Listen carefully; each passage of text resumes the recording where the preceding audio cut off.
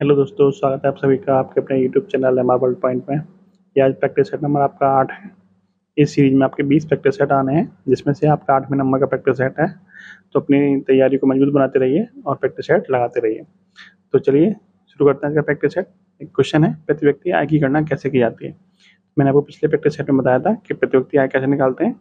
जो राष्ट्र की कुल आय होती है उसमें हम जनसंख्या से भाग कर देंगे तो आपको प्रति व्यक्ति आय मिल जाएगी। यानी कि राष्ट्रीय आय में यदि हम जनसंख्या से भाग कर देंगे तो हमें प्रति व्यक्ति आय मिल जाएगी। तो राष्ट्रीय आय बटे में जनसंख्या।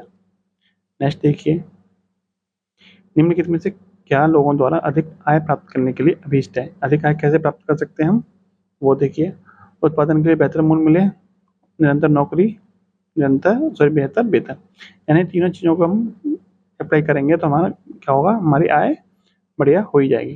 तो इसमें क्या हो जाएगा, ऑप्शन नंबर टी उपरोक्त सही विकल्प सही है। ठीक है, यानी यदि आपके उत्पादन के लिए बेहतर मूल्य मिल रहा है तब भी आपकी आय बढ़ेगी, निरंतर नौकरी कर रहे हैं आप तब भी आपकी आय बढ़ेगी, और बेहतर वेतन होगा तब भी आपकी आय बढ़ेगी। तो ऑप्शन नंबर डी क्या बन जाएगा आपका राइट आंसर। ठीक है, नेक्स्ट क्वेश्चन देखिए। भारतीय संविधान के किस भाग में राज्य नीति निर्देशक सिद्धांत वर्णित है। यानी डीपीएसपी यानी कि राज्य के नीति निर्देशक सिद्धांत किस भाग में है, भाग 1, भाग 2, भाग 3 या भाग 4। तो डीपीएसपी किसमें है, भाग 4 में है, जो कि आपके अनुच्छेद 35 से 51 तक है। ठीक है, सॉरी, अनुच्छेद 36 से 51 तक है। भाग 2 में क्या है, भाग 2 में नागरिकता है। भाग 3 में आपके मौलिक अधिकार हैं। ठीक है, और भाग 1 में क्या है, भाग 1 में भारत के राज्य और उसके संघ शासित प्रदेश, यानी राज्य और यूटी। ठीक है, नेक्स्ट क्वेश्चन देखिए। राज्यसभा के 245 सदस्यों में से कुल कितने निर्वाचित सदस्य होते हैं। निर्वाचन कितने लोगों का होता है, तो देखिए कुल सदस्य कितने हैं, 245। और आपको पता है कि 12 जो सदस्य होते हैं उनमें से 12 सदस्यों को कौन नॉमिनेट करते हैं, तो राष्ट्रपति नॉमिनेट करते हैं राज्यसभा में। तो इसका मतलब कितने सदस्यों का निर्वाचन होता है, तो 245 में से 12 घटा देंगे, कितना बचेगा 233। यानी 233 सदस्यों क्या होता है, निर्वाचन होता है। ठीक है,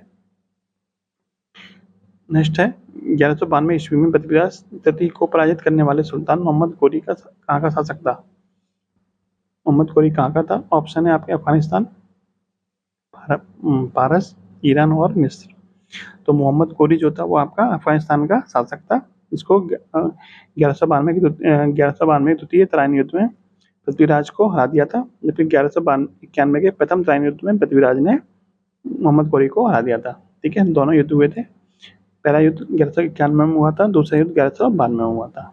ठीक है, युद्ध भी आपसे पूछे जा सकते हैं, तो भी आप ध्यान रखिएगा। और मोहम्मद गोरी कहाँ का था, तो मोहम्मद गोरी आपका अफगानिस्तान का था। इसी का एक दास था कुतुबुद्दीन ऐबक। कुतुबुद्दीन ऐबक जो जिसको क्या है, ये आपको भारत में छोड़ गया था, जिसके जो जीते हुए राज्य थे मोहम्मद गोरी के, वो उसको कंट्रोल करने के लिए कुतुबुद्दीन ऐबक को भारत में छोड़ गया था, जिसकी मृत्यु के बाद में इल्तुतमिश भारत का राजा मतलब दिल्ली सल्तनत का शासक बना था। ठीक है, नेक्स्ट क्वेश्चन देखते हैं।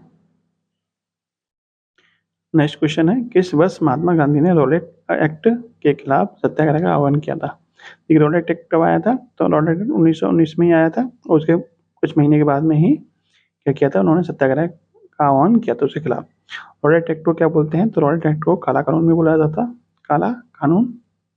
ठीक है, इसको बिना अपील बिना दलील वाला कानून भी कहा जाता था। ठीक है, बिना अपील और बिना दलील वाला कानून भी इसे कहते थे, रॉलेट एक्ट 1919। नेक्स्ट क्वेश्चन देखिए, निम्नलिखित का मिलान कीजिए। शब्द है, अर्थ है। दीवानी का अर्थ क्या होता है, दीवानी का अर्थ होता है भू राजस्व का अधिकार। फौजदारी अदालत का मतलब क्या होता है, आपराधिक न्यायालय। और जजिया का मतलब क्या होता है, धार्मिक कर या तीर्थयात्री कर। उसका क्या सही हो जाएगा, 2, 3 और 1। 2, 3 और 1, ऑप्शन नंबर ए। ठीक है, नेक्स्ट क्वेश्चन है आपका, दक्षिण अयनांत के समय दक्षिणी गोलार्ध में कौन सी ऋतु होती है। दक्षिण अयनांत का मतलब होता है कि सूर्य का दक्षिण की ओर जाना। जब सूर्य दक्षिण की ओर जाएगा तो दक्षिण गोलार्ध में क्या होगा, गर्मी पड़ेगी। तो वहाँ ऋतु कौन सी हो जाएगी, तो वहाँ ऋतु हो जाएगी आपकी ग्रीष्म ऋतु। ठीक है, option number B. Next question देखिए। क्वेश्चन है, निम्न में से कौन सा पठार अरावली व विंध्याचल पर्वत श्रेणी के मध्य स्थित है।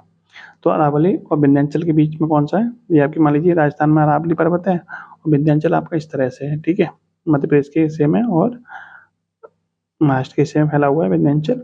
इन दोनों के बीच में कौन सा पठार है? तो ये आपका पठार पड़ता है मालवा का पठार, ठीक है, मालवा का पठार, ऑप्शन नंबर बी। नेक्स्ट देखिए, निम्न में से किस राज्य अथवा केंद्र शासित प्रदेश में बुलर झील स्थित है? बुलर झील कहाँ पे है? तो सभी को पता होगा कहाँ पे है, जम्मू कश्मीर में है बुलर झील, ठीक है। डल झील भी कहाँ पे है? तो डल झील भी आपकी जम्मू कश्मीर में ही है, ठीक है। डल झील, बुलर झील, ये सब कहाँ पे है? ये आपकी जम्मू कश्मीर में। नेक्स्ट है, निम्नलिखित में से कौन सा एक स्थलीय आवास का उदाहरण नहीं है? स्थलीय आवास कौन सा नहीं है? तो वन स्थल पे होते हैं, घास के मैदान भी स्थलीय का उदाहरण है, मरुस्थल भी आपका स्थलीय का ही उदाहरण है। दलदल किसका है? दलदल आपका जलीय आवास का उदाहरण है, जलीय आवास का उदाहरण है, ठीक है। तो ये आपका क्या बन जाएगा? Right answer. आगे के प्रश्न देखिए, विद्युत चुम्बक के संबंध में कौन सा कथन सत्य नहीं है? ठीक है, विद्युत चुम्बक के बारे में बताना है। तो वे विद्युत धारा का प्रवाह समाप्त होने पर अपना चुंबकत्व नहीं खोते, आपसे बोला नहीं खोते, तो ये तो आपका क्या हो जाएगा? गलत हो जाएगा। आपसे गलत ही पूछा है, तो ये आपका क्या बन जाएगा? सही आंसर। और भी ऑप्शन देख लेते हैं। इन्हें अत्यंत भारी बोझ उठाने के लिए अति प्रबल बनाया जा सकता है, बात सही है इनकी। कबाड़ से चुंबकीय पदार्थों को पृथक करने के लिए किया जाता है, ये भी सही है आपका। वे लोहे के टुकड़ों को आकर्षित करते हैं, ये भी सही है। गलत कौन सा था? गलत आपका ऑप्शन नंबर ए में ही है, ठीक है। नेक्स्ट क्वेश्चन है आपका, एक भाप इंजन भाप की ऊष्मा को में बदलता है। तो भाप इंजन भाप की ऊष्मा किसमें बदलता है? देखिए, भाप इंजन में क्या होता है कि पानी को गर्म करके भाप बनाई जाती है, उस भाप को टरबाइन पर डाला जाता है और वहां से आपकी इलेक्ट्रिसिटी पैदा होती है। तो भाप को किस पर डाला जाता है? टरबाइन पे। टरबाइन का मतलब वो यांत्रिक ऊर्जा में कन्वर्ट होती है। तो भाप इंजन की जो भाप ऊष्मा है उसको किस में कन्वर्ट करता है वो? तो उसको यांत्रिक ऊर्जा में कन्वर्ट करता है, ठीक है। ऑप्शन नंबर सी आपका सही है। नेक्स्ट देखिए, कंप्यूटर में एनआईसी का पूर्ण रूप क्या होता है? Network interface card, network information card, new interface card या फिर न्यू इंफॉर्मेशन कार्ड। तो एनआईसी की जो फुल फॉर्म होती है वो क्या होती है? Network interface card, NIC, network interface card, ठीक है। नेक्स्ट है, गर्म करने पर ठोस सीधे गैसीय अवस्था में परिवर्तित होता है, इस प्रक्रिया को क्या कहते हैं? जैसे आपने कपूर देखा होगा, कपूर को जब हम गर्म करते हैं तो वो सीधे पिघलता नहीं है, सीधे क्या होता है? गैस में चेंज हो जाता है ना, जलने लगता है, सीधे क्या होता है? सीधे गैसीय अवस्था में चेंज हो जाता है। तो वो क्रिया क्या कहलाती है? वो उसकी उत्पादन कहलाती है। उसको क्या कहते हैं? उसको उत्पादन कहते हैं, ठीक है। और ऐसे पदार्थ जो गर्म करने पे सीधे गैसीय अवस्था में चेंज होते हैं तो उनको उत्पादज कहा जाता है, ठीक है। इसको इंग्लिश में बोलते हैं सब्लिमेशन, उत्पादन, ठीक है। तो ऐसी क्रिया क्या कहलाती है? उत्पादन, ऑप्शन नंबर ए। जैसे कि आपने कपूर को देखा होगा, उससे आप समझ सकते हैं। नेक्स्ट देखिए, नेक्स्ट क्वेश्चन क्या है, पुष्प के छोटे पत्ते की तरह दिखने वाला भाग क्या कहलाता है? छोटे पत्ते की तरह दिखने वाला भाग क्या कहलाता है? आपका बायदल कहलाता है, ठीक है। क्या कहलाता है? जो बाहर पंखुड़ियां होती हैं वो आपके बायदल कहलाती हैं। अंदर जो होता है, केंद्र में जो होता है, वो केंद्र वाला भाग क्या कहलाता है? वो आपका स्त्री केसर होता है। और ऊपर क्या होता है? ऊपर आपका पुंकेसर होता है, तो ये भी आप ध्यान रखिएगा। नेक्स्ट क्वेश्चन देखिए, रक्त समूह की खोज किसने की थी? Carl and Steiner, Joseph Monier, William Kelly या फिर विलियम स्टर्जन। तो रक्त समूह की खोज किसने की थी? कार्ल एंड स्टीनर ने। कितने प्रकार के रक्त समूह होते हैं? 4 प्रकार के, ए, बी, ए बी और ओ। ये 4 प्रकार के क्या होते हैं? रक्त समूह होते हैं, ठीक है। इसमें सार्वत्रिक दाता कौन सा है? तो ओ सार्वत्रिक दाता है, ठीक है, ये दाता है। और लेने वाला कौन सा है? ए बी क्या सार्वत्रिक ग्राही है, यानी सार्वत्रिक ग्राही कौन सा है? तो ए बी। यदि इसमें ओ नेगेटिव की बात करें तो सही हो जाएगा, और ए बी पॉजिटिव की बात करें तब भी ये सही हो जाएगा। यानी नेगेटिव यदि पॉजिटिव ऑप्शन दे रखा हो तो ए बी पॉजिटिव आपका सार्वत्रिक ग्राही होगा और ओ नेगेटिव सार्वत्रिक दाता होगा, ठीक है। कभी कभी टफ बना देता है पेपर को, तो आप कन्फ्यूज मत होना। ओ नेगेटिव सार्वत्रिक दाता होता है, ए बी पॉजिटिव सार्वत्रिक ग्राही होता है। नेक्स्ट है, वायुमंडल में ऑक्सीजन लौटाने वाली एकमात्र मुख्य प्रक्रिया कौन सी है? यानी वायुमंडल में से ऑक्सीजन कैसे मिलती है? तो वायुमंडल में ऑक्सीजन मिलती है वो हमें प्रकाश संश्लेषण की क्रिया के द्वारा मिलती है, जो आपको मैंने पिछली प्रैक्टिस सेट में क्रिया दिखाई भी थी। तो ऑप्शन नंबर डी आपका सही है। नेक्स्ट क्वेश्चन देखिए, वर्ष 2024 में पहली बार किए गए हिम तेंदुआ जनसंख्या आकलन के अनुसार भारत में हिम तेंदुओं की संख्या कितनी है? तो हिम तेंदुओं की संख्या कितनी है? 500, 718, 1000 या फिर 2000। तो हिम तेंदुओं की संख्या निकली थी, वो कितनी निकली थी? 718। और सबसे ज़्यादा कहाँ मिले थे हिम तेंदुआ? तो सबसे ज़्यादा मिले थे आपके लद्दाख में, ठीक है। 400 से ज़्यादा हैं लद्दाख में। दूसरे नंबर पर कौन सा है? तो हिमाचल प्रदेश है। नेक्स्ट देखिए,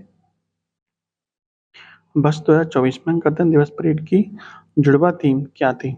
विविधता में एकता व सहन शक्ति, विकसित भारत और भारत लोकतंत्र की मातृका, सांस्कृतिक विरासत व आर्थिक प्रगति, या फिर नारी शक्ति व वैश्विक कूटनीति।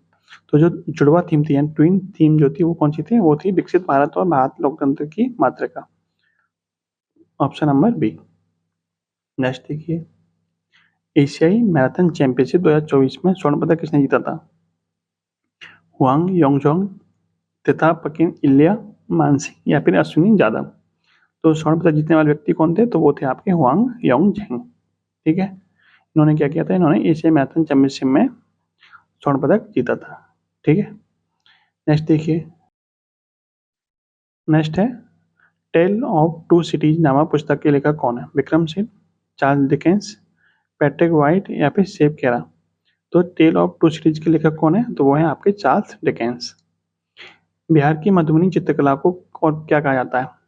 गैर चित्रकारी, भोजपुर चित्रकारी, मिथिला चित्रकारी, या फिर दरभंगा चित्रकारी। तो जो आपकी मधुबनी चित्रकला है जो कि आपकी काफ़ी फेमस है, पेंटिंग है बिहार की, उसको और किस नाम से जाना जाता है? तो उसको जाना जाता है मिथिला चित्रकारी के नाम से। ठीक है, मिथिला चित्रकारी के नाम से जाना जाता है।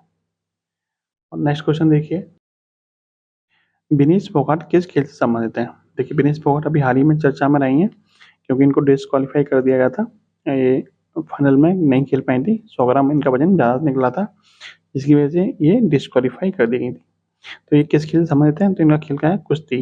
कुश्ती को इंग्लिश में क्या बोलते हैं? रेसलिंग। हिंदी में कभी लिख के आया तो क्या आएगा? कुश्ती। विनेश फोगाट का संबंध किस खेल से है? तो इनका संबंध आपका रेसलिंग से है, यानी कुश्ती से है। ठीक है, और लास्ट क्वेश्चन देखिए आज का, राष्ट्रीय युवा दिवस किस दिन मनाया जाता है? जब बात करें राष्ट्रीय युवा दिवस की, तो राष्ट्रीय युवा दिवस मनाया जाता है 12 जनवरी को, स्वामी विवेकानंद के जन्म दिवस के रूप में। ठीक है, स्वामी विवेकानंद के जन्म दिवस के रूप में मनाया जाता है राष्ट्रीय युवा दिवस। लेकिन आपसे पूछा है कि अंतर्राष्ट्रीय युवा दिवस, अंतर्राष्ट्रीय युवा दिवस कब मनाया जाता है? तो वो मनाया जाता है आपका 12 अगस्त को। ठीक है, अंतर्राष्ट्रीय युवा दिवस 12 अगस्त को, और राष्ट्रीय युवा दिवस आपका 12 जनवरी को मनाया जाता है। ठीक है, और 12 अगस्त को एक दिवस और मनाया जाता है, वो कौन सा है? वो आपका हाथी दिवस। हाथी दिवस कब मनाते हैं? तो हाथी दिवस भी आपका 12 अगस्त को ही मनाया जाता है। ठीक है, तो ये था आज का प्रैक्टिस सेट नंबर 8। कैसी लगी वीडियो कमेंट बॉक्स में जरूर बताना।